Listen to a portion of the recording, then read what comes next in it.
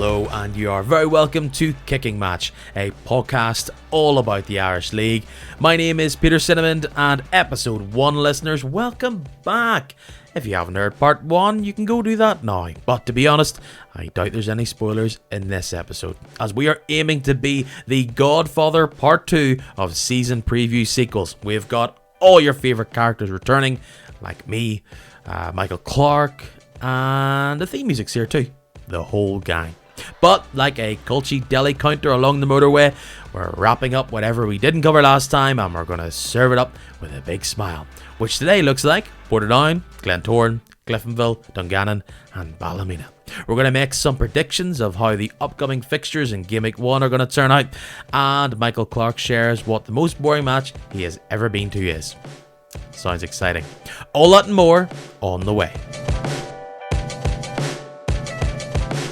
Michael's back here again. I'll not pretend as if we have completely got a new session to record all this. But regardless, the man behind the score, Michael Clark, is here. And we've got teams to talk about now. And I'm going to dip into my bowl and pick out what we have left. And we go to Antrim. And you know, Michael, we all have our personal mountains, our demons.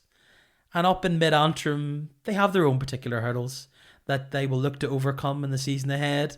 The first gauntlet, it will be for Ballymena to deal with that showgrounds pitch. We don't know how it will fall, but it was a dragon they had to slay in the middle of the season. The other, their true nemesis, their Thanos in this Irish League universe, Carrick Rangers. Michael, Ballymena don't play Carrick until the 17th of September. The question is, will David Jeffrey be resting his players for that big game? And will they be wearing their new Carrick Rangers kit? I have to say, I actually really like it. It's their third kit. I wasn't sure when they released it whether it would be their second kit or not, but it's their third kit. I think they've done well with all three, personally. Obviously not. To answer your question, I think everybody knows that was pretty facetious of you. But yeah, obviously not. Ballymena United have done some good business, and on the pitch, look, I don't know whether the pitch will hold up. History tells you probably not, doesn't it? But I was there for the Super Cup, and it was teaming it down, and the pitch was in good nick. So, if nothing else, we can look back misty-eyed and go, "Oh, do you remember in August? Do you remember the pitch looked all right for a wee while?" I hope it is better luck for the groundsmen and everybody this time around. But their first game is Glenavon. And I was just talking about Carrick and Uri first game. Ooh, well, let's tell us a little story.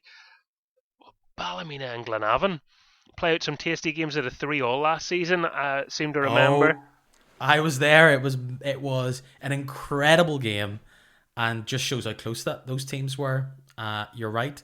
That will be an interesting game. If you know, one thing we haven't touched upon is this mini leagues chat that became very fashionable last year, and I think, looking at it, I rate Ballymena as my dark horse this year. Not to potentially go all the way, but I saw for them last year, they're a big, broad team. They're physically strong. They've got veteran players within that squad, and they have a manager in David Jeffrey who has been there and done that. They brought in McDade. He bangs in goals wherever he goes. And they also have Paul McElroy, couldn't get out of the team because he kept scoring goals. They've got a lot up front. Big thing for me is, are they a glass cannon? Like that 3-3 we were talking about, it wasn't getting the goals. They had the spirit to get the goals in that game. That's why I think if they get in a nice run, they could safely be in the top 6. But last season they didn't go on that run, so why would they do it this year? But I think they've got spirit.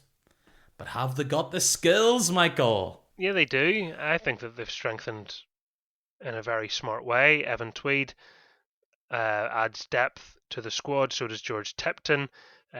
Jordan Gibson, I have been informed, will continue to be referred to as Yaya. I think that was part of the transfer agreement. So when you hear Ballymena fans learning the yeah yeah chant, or if you just hear mention of yeah yeah, that's Jordan Gibson for any Ballymena fans that haven't got the memo. Blame the local postie for not putting it through the door yet.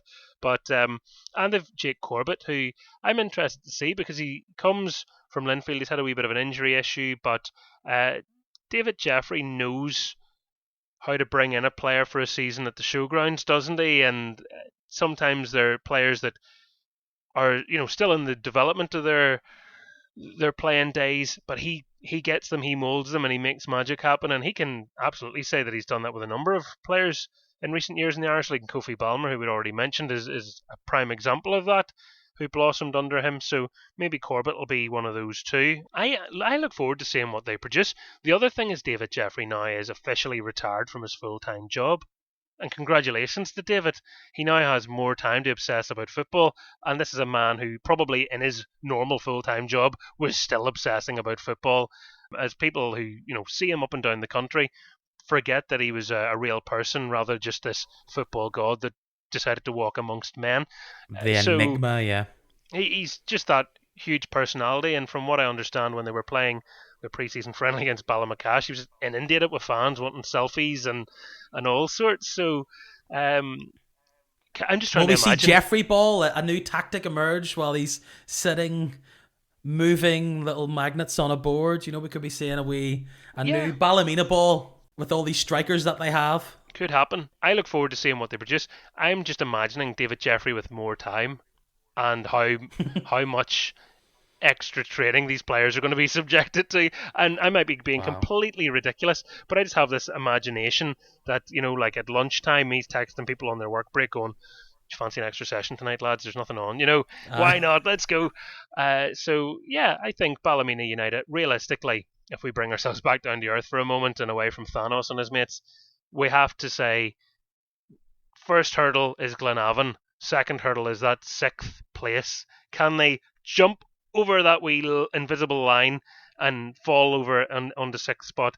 That for me is the big challenge. It might be insurmountable, but never say never. How much is the loss of Leroy Miller? I hyped up the spirit I feel this team has. He was a part of that, wasn't he? He was, and I think the other players that have left haven't really hurt them as badly, and not to be unkind, Lee Chapman didn't get the time. Chris Rogers, it just didn't happen for him. Jonty Smith was a move that didn't work out. So, some of the other players that have left have, we wish them well, and I'm sure they'll be able to find their feet in other clubs. But Leroy Miller is one that will have stung. He was the club captain. He was so well thought of, local boy. And do you know what? Absolutely knocked his pan in for Ballymena United, and I hope people don't forget that. I know the move will leave a sour taste in people's mouths. They thought he was maybe going to stay after the rumours came out. Had they have won the final, he probably could have sailed off into the sunset and it would have all felt a little less like unfinished business, but football doesn't always work out like that. It's one that they have to overcome, but I think smart business, important business actually, was making sure Sean O'Neill was a permanent deal and that they kept him on. A galvanising force in the changing room, a big personality, and we talk about characters not really being in the game anymore. Sean's huge as a personality. Yeah, he's a bit of a madman at times, but he's a really lovely bloke, and I think he's just so popular, and he'll be able to give them that belief. And maybe, and I'm not blaming it on the goalkeeper, by the way, because it's nothing to do with goalkeepers, but I just wondered, had Sean have been able to play in the final? He wasn't eligible, he couldn't play against his parent club, and he'd also played in the competition, I think. But could he have? If he could have played for Ballymena, would they have won it? These are the intangibles, and then how would they feel about a season? So the butterfly effect all is in his gloves. I do want to highlight David Parkhouse. I think David Parkhouse gets rock and roll, and he can claim to be one of the top strikers. And Jordan Gibson will grab big late goals for this team. He did it for Carrick. He's a big player that just gets on the ball and makes it happen. Interesting to see how it's all going to play out for the Sky Blues. Aim into the season, I think the aim is to get into the top 6. A great season would be sitting around 4th, chilling out and getting big results. And I think a bad season is plateauing. They do not want to plateau again because they're just stuck there. That season where they came second is not too far in the rearview mirror, and they'll not want to feel like that's ancient history, because it will feel like that pretty soon. There's the challenge, boys. Okay, there's only a few little bits of paper in here, and we return to North Belfast and Clifonville. And to go back to my music metaphor, Michael, this season coming up feels like it could be Paddy McLaughlin's difficult second album. Clifonville played out of their skin last year. They came as close as you possibly could without getting over the line. People talk about it being hard to defend titles because you don't have the same energy and spirit and fight. And it's being dulled and all those things. And, for the Reds, after coming so close, my question is, and I don't know the answer to it, is coming so close going to deflate them after such a big season? Or is that fire going to be burning even hotter and even more to get that title, knowing that a goal or two here or there would have had them parading around with the Gibson Cup last year? Would you like a tenuous music reference that doesn't really answer the question? Always. Forget Bachman Turner Overdrive. This is going to be Luke Turner Overdrive, and you ain't seen nothing yet. That's what they'll be hoping for. Well, that's one back for the dads. Ask your dad who that band is. Looking at this squad, they never really had a chance in Europe. I just think that you saw the game, you were very impressed, but ultimately that was tough opposition to slay. They've made improvements for sure. Ronan Hale looks like he's going to smash it this year if pre-season's anything to go by. They are the Arsenal of the Premier League when it comes to pre-season. The smash Warrenpoint 6-1. Like, there's goals in this team, clearly, and Joe Gormley's still scoring them. I know. Well, some things in life are just guaranteed. I look at this Cliftonville squad, and I've been impressed, as you say. I've seen them. Luke Turner, how huge was that to get Luke Turner in? Because they, at one stage, were thinking, maybe he'll get a move somewhere else and they'll loan him to us, and they thought that was the best case scenario. They've gone one better in actually getting him full time. Finn Talley's a really good young goalkeeper on loan from Brighton, very mature for his age and seems a strong character. With all young goalkeepers fans, probably at times are going to have to forgive him this season, and I'm nearly getting an apology in early for him, because I just think every young goalkeeper coming into the Irish League is going to find it a very different world compared to the academy football they've been playing and maybe what they're used to.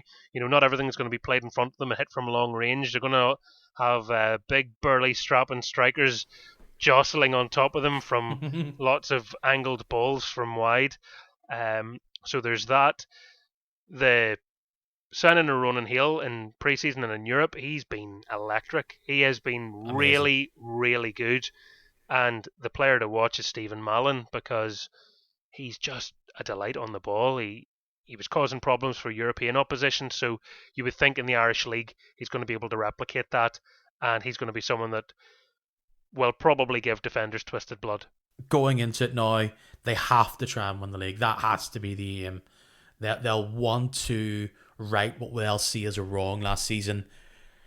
A great season would clearly be that. Winning the league for this team would be massive for the collection of players they've got. We've seen a spirited Ballymena fall away. We've seen a spirited Crusaders fall away. Coleraine have fallen away after running Linfield so close. It's just avoiding that. It's starting strong for them is going to be key, and just take it a game at a time. I think that'll be the famous words I think out of Paddy McLaughlin this year is game at a time. There's no easy games in this league, and that's how it will be. His nirvana is probably 30 wins rather than 9. Yes. They're in a different category altogether. He just will say that ad nauseum, and I know now that's very much the manner of the man. He doesn't give much away. He's very affable and very easy to talk to and all the rest of it, but he's not going to let that be shown, and he's going to try and take as much of the pressure off his players as possible, like any good manager would do, of course. They will just have to maybe contend with their own supporters, and what I mean by that is the expectation levels have risen. The amount of bodies in the ground has grown. The noise has been really, really good. You wonder if a couple of early results don't fall their way. Does that turn to groans? Do the numbers dwindle? How do you respond? Clearly, don't let it happen is the best bit of advice. But since when has football been that straightforward? First test, Coleraine away, then Carrick Rangers, then away to Ballymena United. You can see the potential stumbling blocks that lie within those games. So they will need to be absolutely at their best once again. But after seeing what they produced last season, you'd be foolish to say that you don't expect them to come back strong again this year, and at the very least, give it a good rattle. And I have mentioned Ryan Curran again, another smashing player who couldn't stop scoring last year. They will be up there. There is no doubt about that. 3 teams left, and we shimmy across the country to Tyrone's team, Michael, Dungannon Swifts, the boys in blue who have been mainstays of top tier football in this country for almost 20 years now. In fact, I think this is set to be their 20th consecutive season in the top division. I hope Dumama's right there. And they come into the season with the same aim they do every year. It's survive and do it with as little drama as possible. And they're following trends now. They're the trendy team west of the Ban. They are the latest team after Clifonville made it cool probably 10 or so years ago. The grassy pitch at Stagmore is gone. I really like that pitch, Michael. Was it inevitable that it was going to go to whatever it is now, Astro Plus or... Can we have a moment's silence, please, for the grass pitch at Stagmore? I liked it. I don't know. It was one of my favourite places to watch football. And I think that will be a factor coming into this season. I don't really have facts on how much Dungannon, how well they did on the 4Gs, but it could impact them. They are... Well, this look, team is probably... It's being, objective looking at it. Sorry to talk over you. They're going, this is a way to make money. It's going to stop any issues that they were having with the pitch. It's going to allow them to monetize it further by having different people come in and play on it without the fear of, oh goodness, can we really withstand this? And it might actually allow them to, with a greater degree of confidence, think of, can we host like junior international matches? Can we have this here? Can we open it up to more events and opportunities? The other grounds that have the synthetic surface are able to do that. There's no fear of training on it. It just allows the clubs to have different revenue streams, which is important when you're looking at other clubs are big investors that can pull away with big signings, getting European football more money, and that sort of continues to perpetuate itself. So how do you keep up? Well, you need to find other ways of making money, and I would suggest the chairman, Keith Boyd, has found a way to do that in getting rid of our dearly beloved pitch, because it was one of the grounds, and still will be, I'm sure, one of the grounds you really enjoy going to, but I always thought that the pitch, for most of the year anyway, looked the part, but sadly, it's the trend continues. Synthetic surfaces. It might actually lead to prettier football. They try to play football, and I'll go for inverted commas here, guys, the right way, because I know that really irritates people. So I'm making sure this is obviously a podcast. You can't see me. I'm throwing up those inverted commas because some people say the right way is winning, and that's all there is to it. But you know what I mean. They want to keep it down. They want to pass. They're a technical side. They're young. They are a team that have their manager's mantra beaten into them, and at times they took a beating for it, and they've come out the other side. So that's what they're hoping. Last season was definitely an improvement on the year before. Will they progress again? They'll have Darragh O'Brien, I think, fit from the start this time, so that's a huge lift. Will they have him full stop come the end of the season? Because we all know those vultures, they're going to come and swoop in. You've nailed on what was my big surprise of the summer, that he wasn't away somewhere. Talking to people at Dungannon, they were very bullish. Like, Tara ain't going anywhere. And I was thinking, are you sure? Because this feels like that exactly the type of player that the teams, particularly in this new world of full-time teams and more money being thrown about, where that's exactly who you pick up. I look at this Dungannon team and I think this is probably the best and the most prettiest team in regards to how they play football since the days of Niall McGinn. This has got, like, when they're on fire, they are on it. You have, McBrien on one wing, who tortured some fullbacks in this league. You cannot forget about Reece Campbell on the other side. Sometimes they switch sides and they're just tangling people into knots. That is something that a lot of teams that were around them last season didn't have. You've got young Devlin up top, who's being marked as a prospect, and they've added beyond that. Ruddy's just joined the team. He's very flexible in regards to where he can play. Brennan Barr, very solid player. I'm sure Ballymena will be disappointed not to have them in that midfield area for them, because that's one of the areas of the week. They've got Declan Dunn in nets. This is a Premiership team from front to back. It's just about, can they live up to the sum of their parts, and can they stop conceding an absolutely heinous amount of goals? Because 86 goals conceded last season. I mean, they're never boring. Let's give them that. They are never boring. There were matches where I watched Dungannon Swifts, and they played like a team that wanted to win 3-2 at 0-0, Yeah. And you were thinking, at times, how have they not scored? There were matches where you watched them and it felt like they threw the kitchen sink and even it would hit the crossbar. And it was probably a frustrating thing for them on occasions that they didn't have maybe just that killer instinct that would have helped things be a bit more comfortable. But in terms of, they finished 1 point above Carrick Rangers, so yeah, it was pretty tight, but they were 10 points above Portadown, and they were comfortably enough away from the perils of the playoff position there. But this year, I mean, it's obvious they can't concede as many goals, and if they can stop leaking, Michael Ruddy's job is obviously to come in and help make sure that doesn't happen. If they can stop leaking or hemorrhaging really at that rate goals, it gives them a stronger chance to progress further.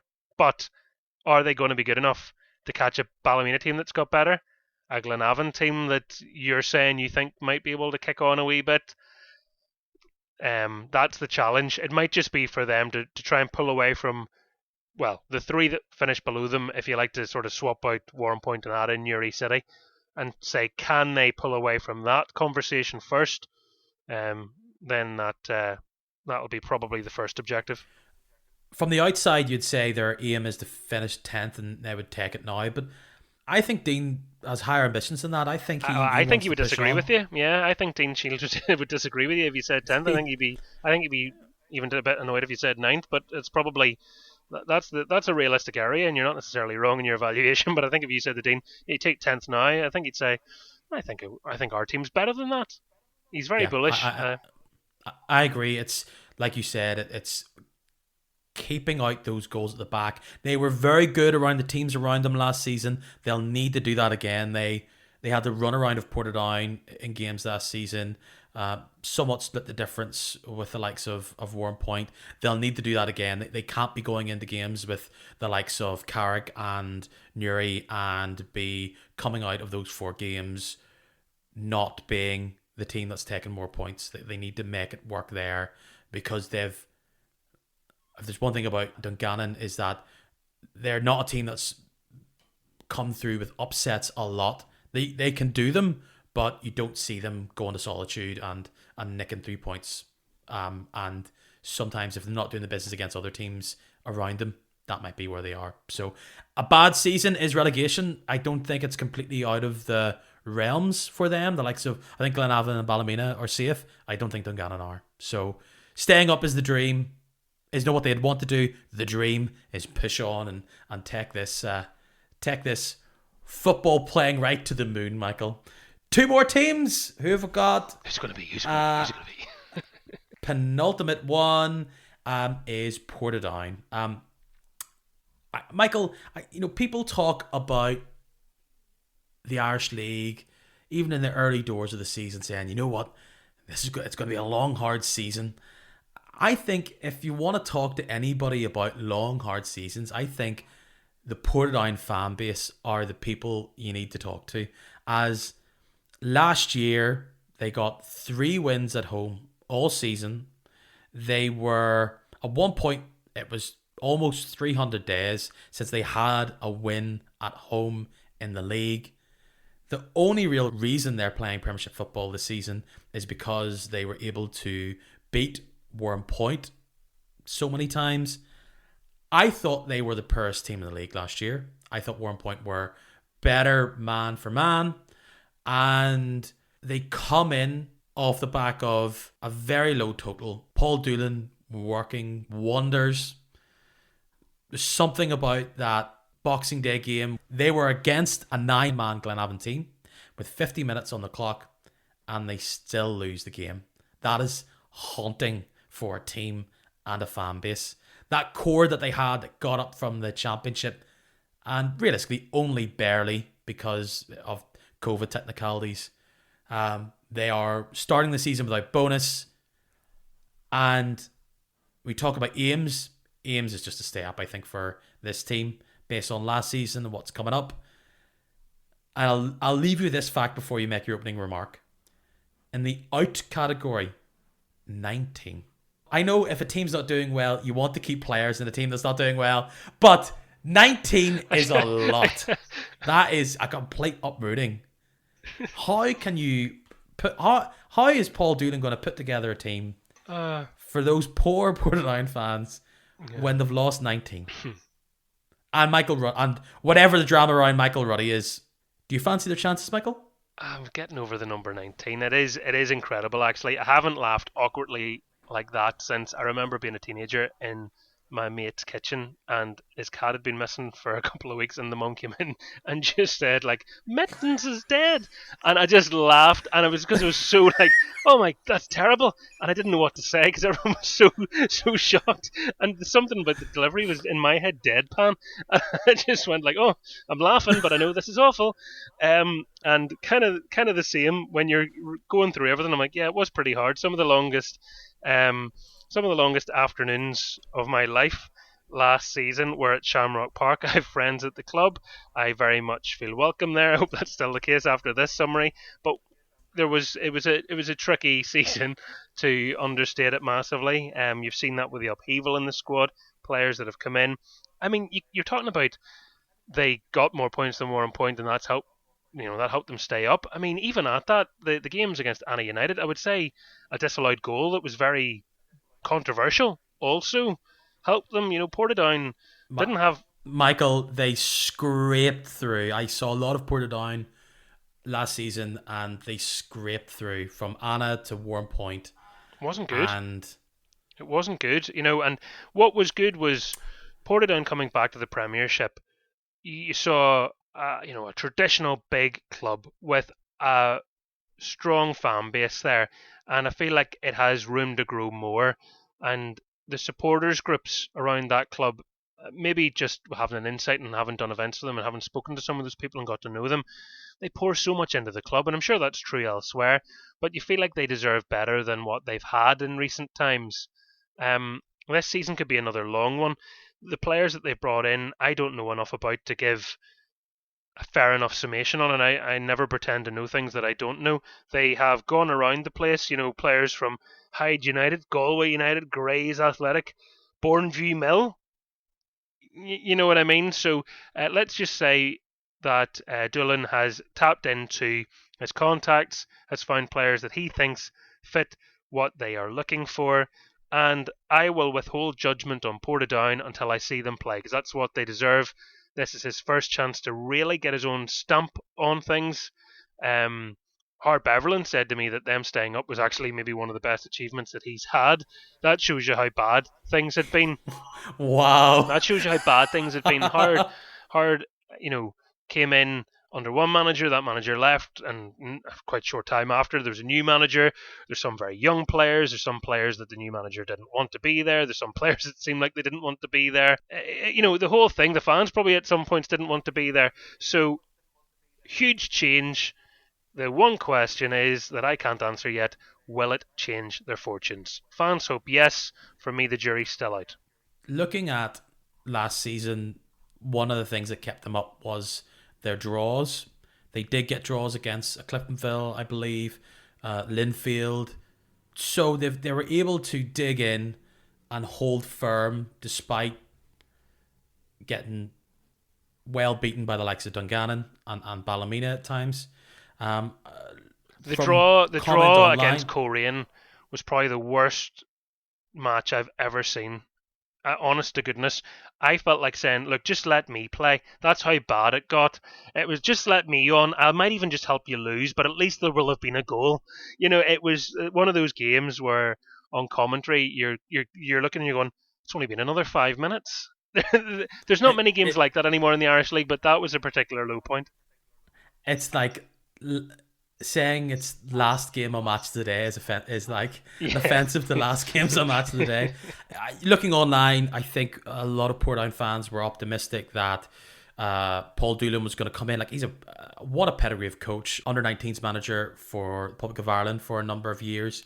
A lot of big players for that starting 11 now went through him. Players seem to rave about him as a coach. It doesn't seem like he's had a big hand on transfers. Fans were asking for Premier League quality to come in, bit of experience, bit like Beverland to come in, and you kind of named it.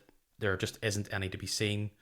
The only one thing I can see in this list is Jordan Jenkins coming in on loan, and they may need that. There is always a spark. Lee Bonus came from Seago. He wasn't proven. Joe Gormley similarly came from junior football. I think Portadown fans are probably looking at that and hoping Paddock McNally makes a return and is like a player that can hold the fort at the back. And Luke Wilson, who they all seem to be talking massively about, delivers in the Premier League because he's never done that. He's been injured and he's never shown the promise that he showed at the Championship. Can he show at the Premier League? Can Adam Sully score the goals, or any of these new players that they've brought in? Jack Evans, Jonah Mitchell, Billy Stebbin was signed. I think a good season is 10th. I think they would take 11th right now. I think a bad season is breaking Lisburn Distillery's record of 19 points. I think that's on the cards. This is the one thing where I could be shown very wrong, but I imagine fans will be worried. One more, Michael. Oh, I wonder who it is. I really hope that you draw out Newry. It'd be so. I just want it to go wrong for you. I don't know why that is. It's quite mean. It's the first one of this as well, and it's been great fun. Right. And I've done it right. It is Glentoran. People talk about this league being full of entertainment. If there's a team that provided it, it had to be the big club in East Belfast. When they were cooking on the pitch, I mean, they were scintillating. But I think fans looking on to last season, they'll remember it, unfortunately, for the drama that mostly happened off of it. No European money or campaign this summer. I think they'll be hurting after that. The question is, will they all come together? It's a big squad. Will they come together to throw in their biggest rivals? And just like how the very first of this 12-team campaign ended 14 years ago, will they be putting green ribbons back around the Gibson Cup and rise to the top of the pinnacle of the Irish League once again? It's so hard to know, isn't it? I feel like Glentoran are a guaranteed heart attack for everyone that loves them. There's put that on the side of the oval. But they are, and Glentoran fans hopefully understand the spirit from which that comes from, because you've had to live it. The club have come a long way in terms of, not even being sure of their survival at one stage, not being able to have the calibre of player, all the sorts of financial issues, moved away from that. Now we've got a Glentoran that seems to sign nearly as many players as Portadown releases, and and you're trying to go, right, well, which Glentoran will it be now? So I feel like we're going to get some sort of crazy up down up down up down scenario with them, in so far as I don't think they're going to be relegation fodder or anything nonsensical. You'll probably see them go through a bad patch where fans will be climbing the rails, and then they'll have a good patch, and then they'll have a great patch, and then they might slip down a bit, but will they have time to climb back up again? To me, they just need to learn how to find a middle ground at times. They can be erratic, and I did both games that they got a pasting from Crusaders, and I was looking out on the pitch and going, what in the name of goodness am I watching here? I mean, it was absolutely pathetic. And I've seen other games where they've been majestic, and how can that happen? And if it happened once in a season, fine, whatever. But the wheels completely came off with the Irish Cup fiasco, and let's not go over old ground and all of that. But this season, they need to make sure all their ducks are in a row. They can't be having anything off the pitch distracting from things on the pitch. And you imagine behind the scenes, alleged falling out, players moving on, all this sort of thing rumbled on, and probably were factors that crept into dressing rooms and stuff like that too. So they need this year to be about football and not about fiasco. And whether you think that's a big challenge or not, they have to find a way to do that. In terms of personnel, is their squad good enough to win the league? Absolutely. Do they, across the board, have the even-handedness and the temperament? I think they need to prove that this season. I think they let their fans down last year, actually. And I know it sounds harsh, but they were in a really, really good position. And they came away with nothing. So Glentoran, definitely good enough to win the league, but they still, to me, should be going out as a team hungry to prove the doubters wrong, because they haven't yet been able to do that big thing that they've been talking about, dreaming about, etc., and that's left the Gibson Cup. So it's not going to be easy, but if they were missing out because they were best at the end of the season, it's a lot more palatable. And the best team did win the league, don't get me wrong, but if it was just they did everything as best they could and were beaten to it in the end, fine. But for me, I think Glentoran at multiple occasions shot themselves in the foot. And, let's stop doing that and then see where you'll be. I think you really hit on what I think is the big question moving into this season.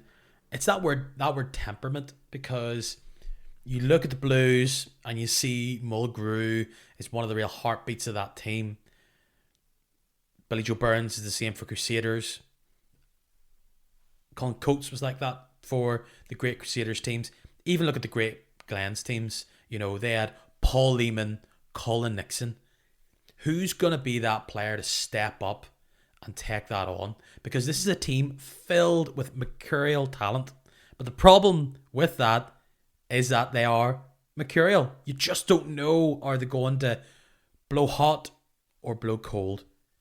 If you look at it from a football manager point of view, the players that they have, you have Jed Donnelly, Conor McManaman.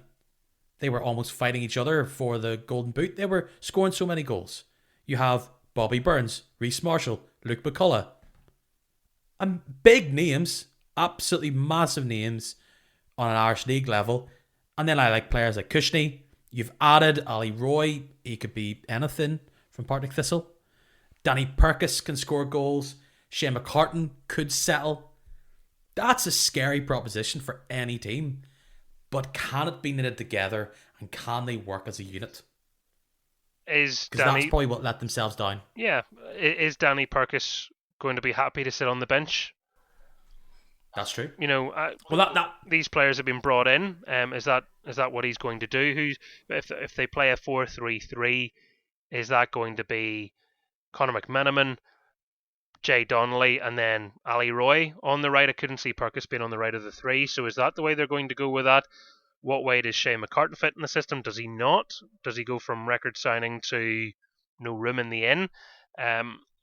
These are all questions that need to be answered. Are they going to play a back four? Is it going to be a three? Is that something they want to interchange? Because Bobby Burns and Marcus Kane both play left back. Singleton's in now. Is Singleton the new left back, or is James Singleton going to get games in sort of the left side of a centre back alongside Paddy McLean until McCulloch's fit? So there's lots of things about the Glentoran team. You can say, well, look, they've got versatility, they've got options, but And I'm not saying I would ever want a squad to be happy to sit on the bench, but will it be disruptive? Will it be distraction? Or can they find harmony in it? I doubt Danny Purkis has left what was a pretty comfortable position he had at East Belfast, where he could be the big fish in the wee pond. No disrespect, but we're now talking about the best league in the country now. Will he be happy going from, the man with the Midas touch to the man who will throw on for 15 minutes? And I'm not saying that he won't be good enough to get a better position as time goes on, but is he happy enough in the short term, or could that cause ructions? And I'm not speaking to his character. I'm asking a question about someone that was enjoying first team football and stepped away from the Premiership before because he wanted to go and play with his mates. So when he's not playing, is he going to miss playing with his mates again? I don't know. The big debate last season amongst Glentoran fans was, who's our best 11? Of course, I think many people would say that's a great headache to have. And I think if you're winning, it is a great headache to have somewhat. You also forgot Aidan Wilson, who I think is a smashing player. Very good player as well, Crusaders. yeah. He'll be hoping... Where does he fit in? He'll be hoping he's not a left back anymore. I think he'll be centre back, won't he? So then you've got the nice wee tussle for places there, don't you, between sort of all the various players. Yeah, you've a lot of characters, and you've only 11 starting places. So, with all that said, I think their aim is probably to win the league. I think a great season would be doing it. An awful season would be anything below third, I'd say. I think that surely, now they weren't close in all fairness, but surely there can't be as many spanners in the works as much as last season. Like, surely all the drama has had its day. With that in mind, these are talented, determined footballers. I think they've got a real chance. Real chance. But I can see why, because of just that hot and cold nature of some of these players, why there's such a vast opinion on what the outcome could be. And there's a vast opinion because they're massive. It's Glentoran. They are massive. A lot of people hate Glentoran. That's a compliment. That sounds weird, but people hate you because you're successful. And they are one of the biggest clubs in the country, so people hate them. They know that. They own that. Sometimes they don't help themselves with that. Their supporters are so vocal. They're certainly not the only club that has supporters that get on their back quite quickly. But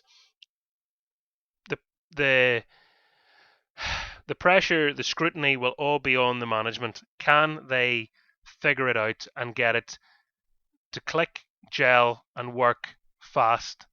There's no patience here, I don't think. They start away to Larne.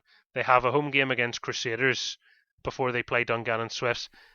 Massive games. And people will be watching from the off to see if they are going to live up to the quality. The squad is a really good squad. It's a squad, again, I've said this for a couple of times because I really do believe it. The league is a 3 or 4 horse league.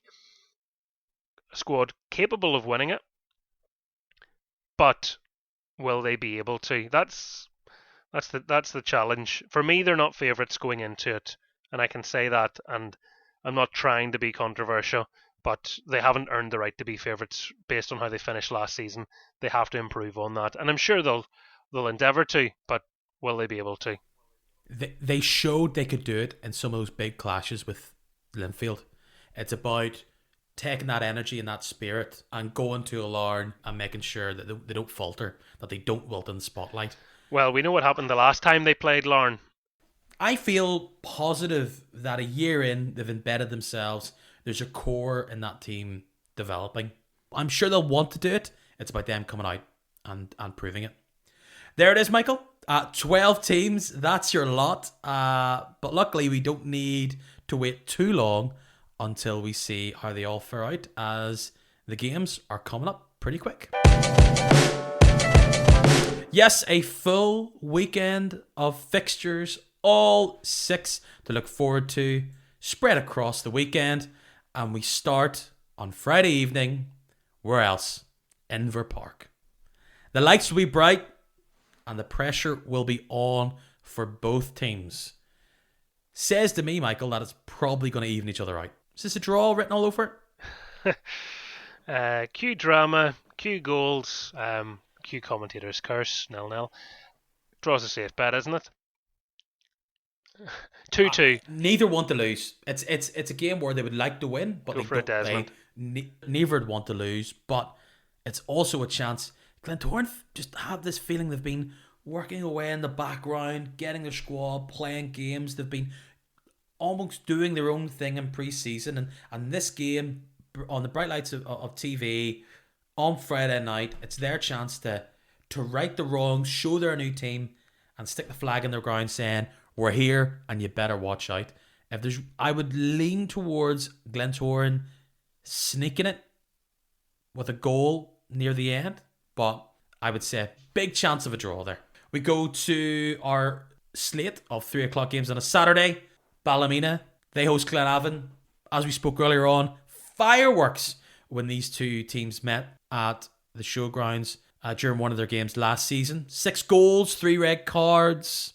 Will there be similar theatrics this time around? You think this is a battle potentially for who could sneak into 6th? It's already starting. I think it's really the fight for 7th, but I'm trying to give them the benefit of the doubt that they can aim higher. Will it be dramatic? Yeah, probably. These two tend to be fairly combustible. It's that's the combination that produces the goods. Home advantage, Ballymena United. I think they have enough there to start the season off with a win. I'm not necessarily saying that means that they will finish above Glenavon, but I think they will start above them at the end of the first game. Ballymena will be without Dave McDade. He got an injury during pre-season. Reports seem to be that it's not as bad as could have been. First fears. Strong chance for that to be the absolute corker game of the opening weekend. I think I fancy Ballymena just to edge it as well. Home advantage. We shift to Taylor's Avenue. Carrick Rangers against Newry. The earliest relegation 6-pointer of all time. The glamour tie of the weekend, is it? Is this the one you meant when you said the real tie that everyone's looking forward to? Newry go in for their first time playing top tier football in a while. They'll be gunning for this. Absolutely gunning for this. They have so many nippy players at the top of their line. Lorcan Ford and Daniel Hughes. I don't know if it would be an upset, but I fancy Newry here. Sorry to say. Yeah, I know. I'm just taking it all in, having a little think to myself. Yeah, difficult playing a newly promoted team who have all the vigour and the hope hasn't been beaten out of them yet. They haven't got the long old season feeling to things, so they'll go out looking at this one. I wonder how they will approach it. Well, they look at it going, we have to beat Carrick. Carrick are one of the teams we have to beat if we're going to stay up, so let's really go for it. Or will they try feel things out? I'll go for a home win in maybe a narrow and unconvincing manner. Perhaps Curtis Allen scores his first goal for the club and, I don't know, brushes his luscious hair. I think there's goals in here. I think there's minimum 4 to be split between them. I can easily see either team win. Newry, I just think could jump out, surprise, and catch Carrick off guard. There's talent in that team, particularly at the start of the season. That's where these kind of surprises happen, when everybody's fresh. Coleraine, up to the showgrounds. They host Clifonville. I feel like I've seen these teams draw all the time, but I've got no facts to back that up. So as everybody that's ever listened to me do predictions suffered listening to me doing predictions will know, even though a draw is one of the 3 outcomes, I really don't like to do it often, so I feel I've already sat on the fence once. I can't get back up there again. I'd be a traitor to all. So, I know you're meant to try and be as right as possible, but I do feel like I'm letting you down if I pick another draw. So I'll go for an away win this time. I think again it'll be tight, probably like a 2-1. It wouldn't even surprise me if Coleraine scored first and got everybody rocking, and then all of a sudden, Ryan Curran pulls one back and it's squeaky bum time, final 20 minutes. In case of emergency, that's exactly. Bang! Out comes Joe. That'll be the last 20 minutes of that game is going to be back and forward, no matter what the score is, and similar to the game beforehand, could be goals, but it just feels like as though it was a draw here. I can just see Joe Gormley wheeling away after pressure or sneaking a penalty with 10 minutes to go and winning out. Final one of the Saturday slate. Crusaders host Dungannon Swifts. Good chance for Crusaders to start off strong here, but Dungannon will fancy themselves showing off how they play on a 4G pitch. They want to show exactly what they've got in store for back home. Nice easy start for Dean there, isn't it? Yeah, Crusaders have to be big favourites in this one, I think. You're looking at a team who were able to score a fair amount of goals against a team who, as I've already mentioned, and they won't want to reiterate it too many times, conceded a fair amount of goals. As much as they might try and change that, you've the little dynamic of Michael Ruddy against one of his former clubs. Could he be, the man written in the stars to score an unlikely goal? But I think you have to say it's Crusaders that are the big favourites here, and anything else would be a shock on the day.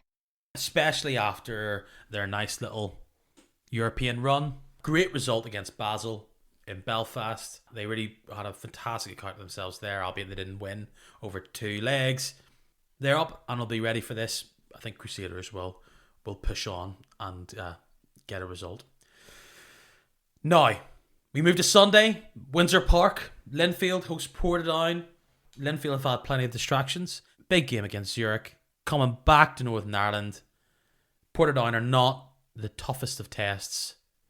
They did hold Linfield back at Shamrock to a 0-0 draw last year. Like, if Portadown were to win, would it be one of the biggest shocks ever? Like, it's not going to happen. Like, a draw would be like Adam Sally would be doing laps around Windsor. Linfield have been beaten by smaller teams more recently than Portadown, so I don't want to be unkind and say absolutely. Do I see Portadown winning? No, I don't. It's not maybe you say you get it out of the way early doors and then you focus on the games that might be a bit more winnable. But Linfield, from never on a Sunday to this experience, they might start liking Sunday football if they get a good result here. They go, hey, this isn't half bad. I hope it gets a good crowd. It's a different day. I hope some of the people that say, can't go because I play football on a Saturday, hope they bother to make the effort to go to this. And I hope they get a decent crowd. I'm sure they will because it's 2 well-supported teams. But I could see this being a quite long Sunday for the Shamrock Park faithful. And I think the win at Windsor will be for the home team. I'll be watching the big game on Friday. I could be going to one of the games on Saturday. I'll head to Windsor Park on Sunday. Could get 3 games to watch by the end of it. That's somewhat exciting. And compare that to me. Do you know how many games I'll take in? 0, mate. That's right. You know this. And you call yourself a fan, mate. Me and Chris Martin are hanging out. I'm going to watch Cole play in London, so that's quite nice. That's clashing with the first weekend of the season. Oh, the shame. And I'm missing the second week of the season too. But I have changed my flights back from my actual planned holiday, which I'm finally getting. Not to labour a point after working all summer at everything. So I will be back in time for the 3rd Saturday of the season, but I am missing the first 2 weeks and I feel a bit bad. But hopefully by then everyone's warmed up and putting on good football for me. That's the hope. Hardest working man in local football. Hey. Skiving during the first. I always like the opening weekend. I love it. I'm gutted to miss it.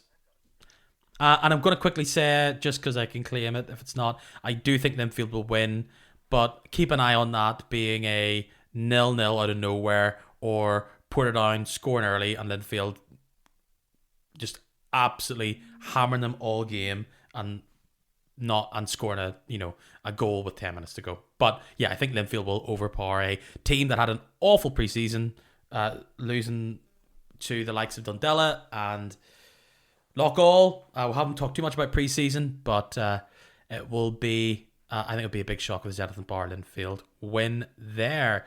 Michael, a few questions before I leave you, if I can draw you on it. First question will be, who would you rank, if you had to, as the team to finish 12th? Toss of a coin between Portadown and Newry. Do you have a coin handy? I'll say Newry City, but I could easily be wrong. I'm not saying that with conviction because I don't think that Newry are massively behind some of the other teams that'll be in and around them in that conversation. Carrick won't be far outside it. Dungannon might not be far outside it, but I think Newry and Portadown are the bottom two in any given order. But to give you an answer, I'll guess Newry and probably end up eating my words. You jumped in and done my second question of who's in the playoff spot. I would say I think Portadown will finish 12th and be relegated, and I think Carrick will be the team that could potentially go. It'll be tight, but I think Newry will surprise people potentially and just sneak in. So it could be a playoff. Could you imagine if there was to be a Newry Warren Point playoff? That would be crazy. Who do you think will be the biggest surprise package of the 12? It's hard to know who's a surprise at all because, we've spoken at length of what we think of the team. I mean, if Coleraine go on a great season, it's not a surprise to me. So, just to sort of caveat that, if any team's going to surprise anyone, it's going to be Newry because I've just said that they should finish bottom. So I'm going to do a contradiction and also pick Newry. Does that make sense? Because either one has to be right. So I'm being a good gambler. I think I've kind of given away who my surprise is. I think Ballymena are going to find their way towards the top half, and they'll be hard to get out of there, much to the chagrin of the likes of Crusaders and Coleraine and the like. And finally, I'm going to have to put you on the spot. If you were to, in a friendly wager for pride, if you were to predict the winners next summer, who would you have to pick? Linfield. I think this could be Glentoran's year. I'm going to say, as much as the other teams could push forward and keep up what they're doing, I just have this weird inkling Glentoran are going to put it all together and are going to win the games that they didn't last season and really make a strong claim. But again, that's what predictions makes fools of us all. Michael, thank you so much for being here for the first outing of the pod. Of course, people can find you in your many ventures online. They can find you on @mclarkshow on everything nice and easy: Facebook, Twitter and Instagram. So feel free to follow, and I'll be talking to you soon, no doubt, at a football ground. And a massive shout out to The Score, a fantastic podcast and show. You can listen to that via all of the wonderful listening places, probably all the places you can grab this very pod, as well as The Score NI if you're having a hook on your Swedish listening app or whatever your chosen app of choice. Very well said. Absolutely. Wherever you get your podcast from, you can find it. And if in doubt, find me on social media, and you won't be too many swipes away from a link to it because recent episodes just dropped. So, you can get your Irish League insight there if you haven't already had your fill here. No, absolutely. Michael has incredible interviews, amazing access, and the amount of little nuggets I get from listening to that, I will be stealing them and sharing them with the variety of guests that are here. Even when you're not here, I'll pretend, I heard an interview with somebody else somewhere else, and it will no doubt be from your show. And of course, people can hear you across various forms of media, commentating and reporting. They'll be able to hear that whenever you are penciled in for it. Michael, thank you very much, and I'll chat to you soon. You've made it to the end, and hopefully you've done it for the second time. If that's the case, it feels like you should be up to date when the next one of these jokes come out. What's the best way to do that? I hear you cry. Well, it is of course by following this podcast on all the social media platforms people who have 19 at the start of their birth year use, like Facebook, Instagram, and Twitter. It's alright. Kicking Match will be back early next week, all going well, Tuesday morning, with our first look back at the NIFL Premiership Game Week 1. If you've got a NIFL fantasy team, join the Kick and Match League. Go find out on social media. There'll be a link or a code in there. Until then, come say hello if you see me, and let's catch up again very soon. Cheerio.